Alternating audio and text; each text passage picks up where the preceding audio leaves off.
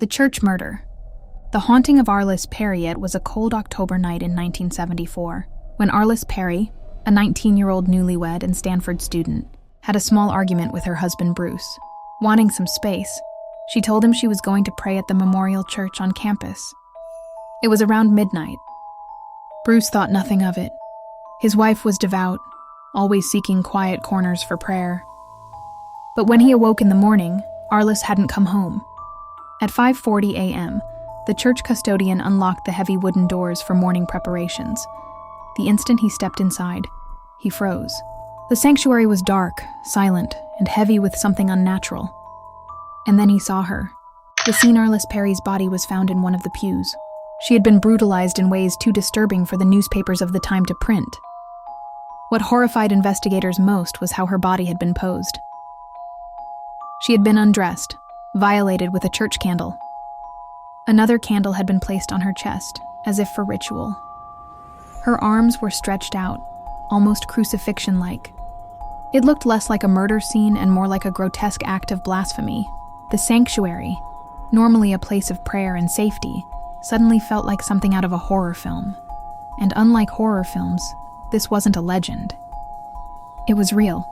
The investigation police scoured the campus. Dozens of students had been in and out of the church that night, but no one admitted seeing her after midnight. Suspicion immediately fell on the night security guard, Stephen Crawford, the last man to lock up the church. He claimed he'd seen nothing unusual. With no forensic tools like DNA back then and no witnesses, the case went cold. Rumors spread like wildfire.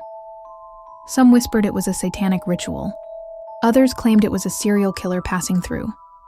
For years, people swore the church was cursed. Students avoided it at night. The cold case awakens decades past. The crime became campus folklore, the kind of nightmare whispered about in dorms.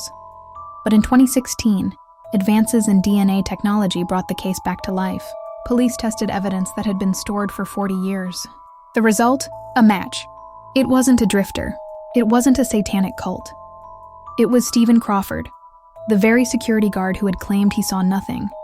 The man who'd supposedly locked the doors after her. When police came to arrest him in 2018, Crawford knew the end was here. Before they could take him away, he turned a gun on himself and pulled the trigger. The aftermath. The murder of Arlis Perry remains one of the most terrifying crimes in American history because of how it looked, a ritualistic killing inside a church at midnight. For decades, no one could shake the image. It was no ghost story, no invented urban legend. It was real. And for over 40 years, the killer sat in plain sight, like a shadow in the back of the church, waiting for the lights to go out. On horror twist, if you walked into that church today, you'd see polished pews, glowing stained glass, and tourists snapping photos. But if you knew what happened in the shadows of that sanctuary, you'd feel it. That heavy silence, that wrongness in the air.